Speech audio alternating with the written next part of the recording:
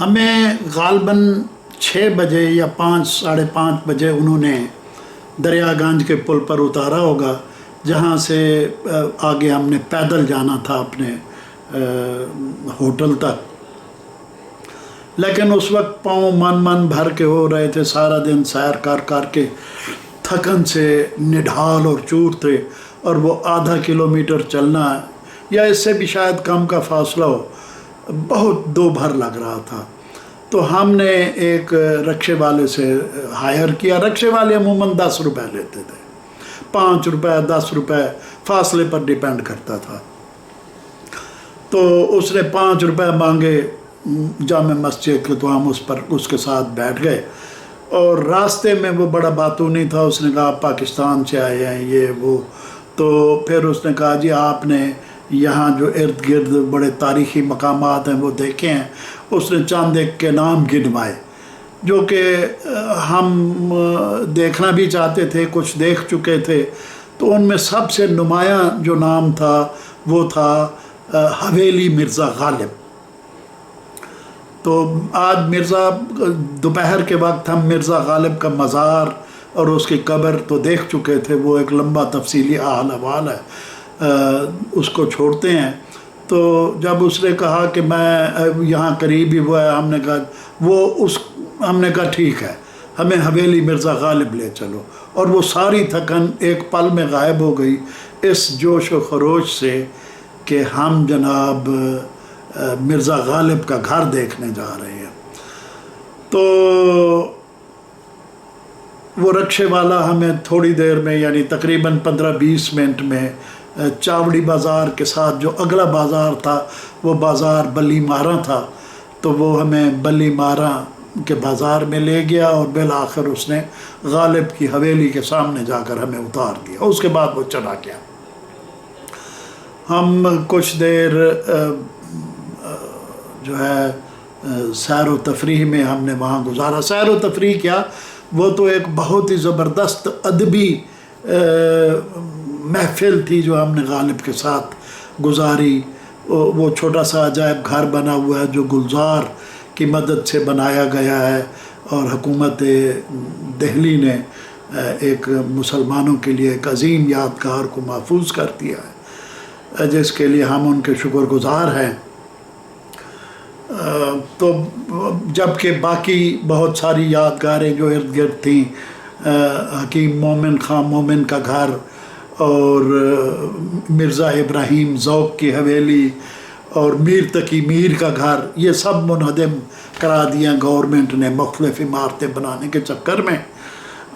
تو اس حویلی مرزا غالب کی حویلی پر بھی ایک کوئلے والے نے قبضہ کیا ہوا تھا، وہ اس کو انہوں نے قیمت ادا کر کے وہ گھر خالی کرایا۔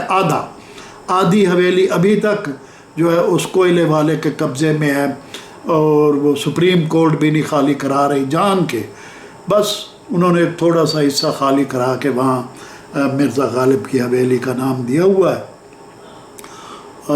اس کے اوپر بالکل ایک مسجد ہے مرزا غالب کے گھر کی دیوار کے ساتھ۔ وہ جو غالب کا ایک مشہور شعر ہے، مسجد کے زیر سایہ ایک گھر بنا لیا ہے، مسجد کے زیر سایہ ایک گھر بنا لیا ہے، یہ بندہ کمینہ ہمسایہ خدا ہے۔ یہ غالب کا شعر ہے۔ اصل میں وہ مسجد جو ہے نا، نیچے دکانیں ہیں اور دکانوں کے اوپر مسجد ہے، تو نیچے اس کا گھر ہے غالب کا۔ تو خیر اس کے بعد جناب ہاں یہ بھی میں بتانا بھول گیا کہ یہ جو لوگ میرے ساتھ 7 ہندو لوگ حضرت نظام الدین اولیاء کے مزار پر گئے، تو انہوں نے وہاں اسی عقیدت کا مظاہرہ کیا۔ انہوں نے ٹوپیاں خریدیں، انہوں نے ہار خریدے، انہوں نے وہ بانٹنے کے لیے مکھانے اور میٹھے دانے خریدے، اور یعنی اپنے لیے ساری چیزیں انہوں نے خریدی، اور اندر جا کر انہوں نے تقسیم کی۔ اور وہ ہماری عبادت کا طریقہ تو سجدہ نہیں ہے مزاروں پر، لیکن وہ باقاعدہ سجدے میں گر جاتے تھے اور لمبے پڑ جاتے تھے۔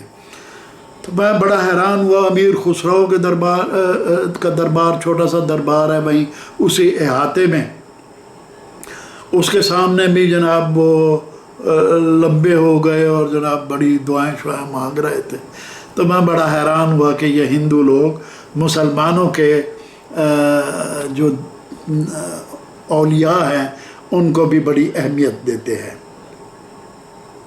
یہاں میں چلتے چلتے ایک عجیب و غریب واقعہ آپ کو سناتا جاؤں کہ ایک 1998 کی بات ہے، 1998، جب میں ہوم ڈپارٹمنٹ میں ڈپٹی سیکرٹری جنرل تھا.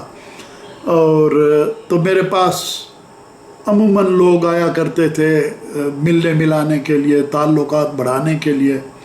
ان میں ایک دن ایک چپڑاسی نے مجھے ایک کارڈ لا کے دیا جس پر لکھا ہوا تھا وہ پیر طریقت سید صفدر حسین شاہ بخاری کاکی تاڑ.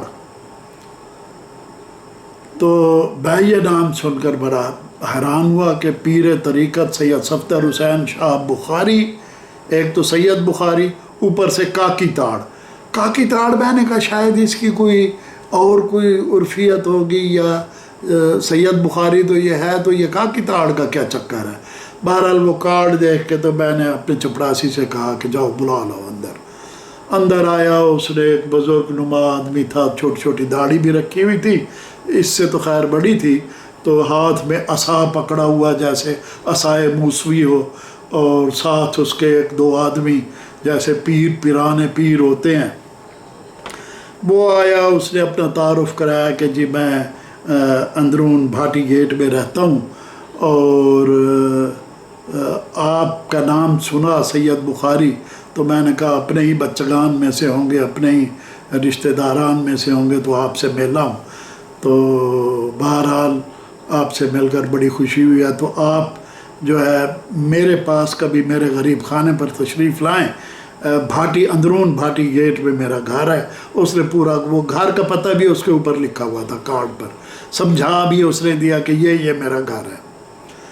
وہ جو جگہ اس نے بتائی وہ ملتان کے شاہی محلے، یعنی جو ہوتا ہے کون سا بازار ہوتا ہے، اس بازار اس کوچے سے وہ علاقہ متصل تھا. تو میں نے اس سے پوچھا یہ کاکی تاڑ کا کیا مطلب ہے. اس نے کہا جب کبھی آپ آئیں گے ہمارے گھر تو پھر ہم آپ کو کاکی تاڑ کا مطلب بھی سمجھائیں گے. لیکن وہ چلا گیا چائے شائے پی کر، تو میں اس کو بھول بھال گیا، مجھے خیال ہی نہیں رہا کہ کوئی آیا تھا. میرے پاس اس طرح کے بہت سے لوگ آیا کرتے تھے اس زمانے میں. کوئی 10 دن بعد وہ پھر 4-5 مریدوں کو لے کر آ گیا، اور اس بار اس نے وہ چٹ بھیجنے کی بھی زحمت گوارا نہیں کی، کارڈ، اور سیدھا میرے دروازہ کھولا اور اندر آ گیا اور آ کے کرسیوں پر براجمان ہو گئے. تو اس نے کہا میں ادھر سے گزر رہا تھا. میں نے کہا میں اپنے پیر کو، لوگوں کے لیے تو میں پیر ہوں، میرے آپ پیر ہیں. تو سید بخاری ہیں، بزرگ ہیں.